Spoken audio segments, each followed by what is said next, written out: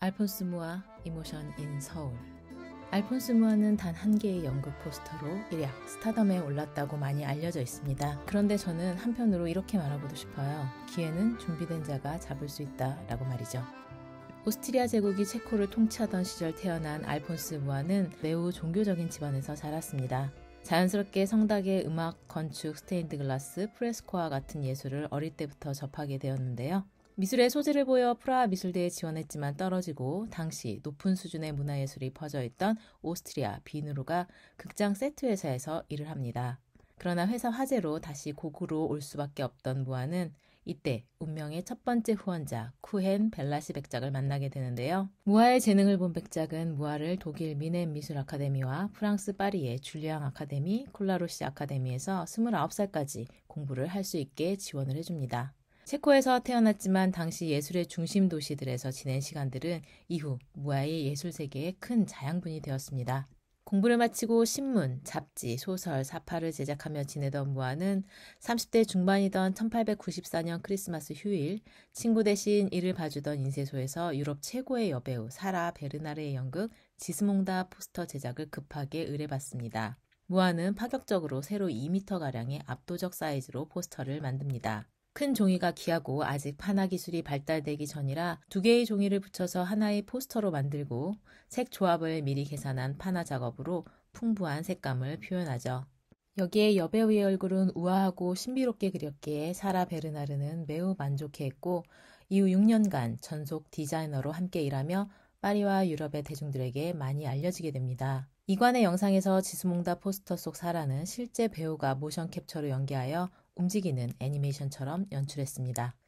아르누보 스타일로 불리우는 알폰스 무아의 포스터에는 그림의 빈틈이 거의 없고 꽃, 식물, 젊고 매력적인 여성이 자주 등장합니다. 만화같이 명확한 윤곽선이 주는 선명한 이미지에 여인들은 아름다운 곡선과 풍요로운 색감으로 표현되고 원형 배경은 후광을 연상시켜 신비로움을 더합니다. 여기에 알폰스 무아는 소비자들의 시선을 사로잡는 것은 제품 그 자체보다는 제품과 연관된 감정이라고 말하며 컨셉을 가진 포스터 작업으로 많은 인기를 얻었습니다. 3관에 다양한 포스터가 있는데요. 그림만 먼저 보시고 어떤 제품들의 포스터인지 한번 맞춰보시는 것도 재미있는 관람이 되실 것 같습니다. 여기서 아르누보란 프랑스어로 새로운 예술을 뜻하는데요. 19세기 말부터 20세기 초반 유럽과 미국에서 유행한 미술 디자인 양식 중 하나입니다. 2차 산업혁명 후 기계 문명에 대한 반감을 가진 사람들은 인간 본래의 모습을 간직한 수공예와 중세 스타일에서 아름다움을 찾고자 했습니다. 다만 모티브는 자연에서 가져옴으로써 새로움을 추구하고 나아가 예술과 생활이 하나가 되기 위한 노력을 했는데 이것이 19세기 후반 영국의 미술 공예운동입니다. 이는 주변의 다른 나라들에도 영향을 미치며 프랑스에서는 아르누보, 독일에서는 유겐트 스틸, 오스트리아에서는 제체시온이라는 이름 등으로 확장되어 유럽의 문화예술을 번창시켰습니다. 그러나 이 평화로운 시기는 1914년 1차 세계대전이 일어나면서 약 40에서 50여 년간의 짧은 황금기로 끝나게 됩니다. 훗날 사람들은 이 시절을 프랑스어로 벨 에포크, 즉 좋은 시절이라고 회상합니다.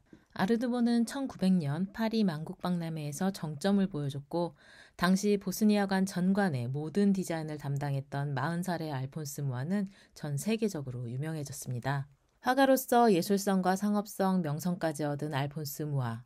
그는 이제 남은 인생을 조국과 슬라브 민족을 위한 활동을 하기로 결심하고 기금 마련을 위해 미국으로 떠납니다. 이관의 영상 속에서 뉴욕의 모습을 보실 수 있을 텐데요. 체코 오케스트라가 연주한 재즈 음악과 함께 고층 빌딩에 걸린 무아의 작품들을 감상하다 보면 가슴이 벅차오름을 느끼실 수도 있을 것입니다. 체코 프라하에 있는 성 비투스 대성당은 925년 짓기 시작해 1929년 완공되어 천년의 건축 예술사가 합쳐진 프라하를 대표하는 건축물인데요. 내부에 수많은 아름다운 스테인드 글라스 중 알폰스 무아는 성인 키릴과 메토디우스의 이야기를 그렸습니다. 다른 스테인드 글라스는 색 조각을 모아 만든 모자이크 형식인 반면 무아는 유리 위에 직접 그림을 그리고 가마에 굽는 작업을 반복하는 방법으로 더욱 다양한 색감과 사실적인 느낌으로 표현하였습니다. 실제보다 훨씬 크고 선명하게 작품을 보여주는 과장법을 적용한 영상에서 현장감을 느껴보실 수 있으면 좋겠습니다. 미국에서 후원자를 찾고 체코로 돌아온 알폰스 무아는 여러 자료와 현장 검증으로 슬라브 민족 역사의 변혁 단계를 묘사하는 슬라브 대서사시 작업을 시작합니다. 작업을 시작할 당시 무아의 나이는 50살이었는데요. 작업은 1910년부터 1928년까지 18년이 걸렸고 완성 후에는 프라하시에 기증되었습니다. 폭이 8m가 넘는 초대형 그림부터 가장 작은 그림도 폭이 4m가 넘는다고 하니 무아의 조국에 대한 사랑이 남다름을 다시 한번 느낄 수 있습니다. 특히 이 그림들은 모두 템페라로 그려졌는데요.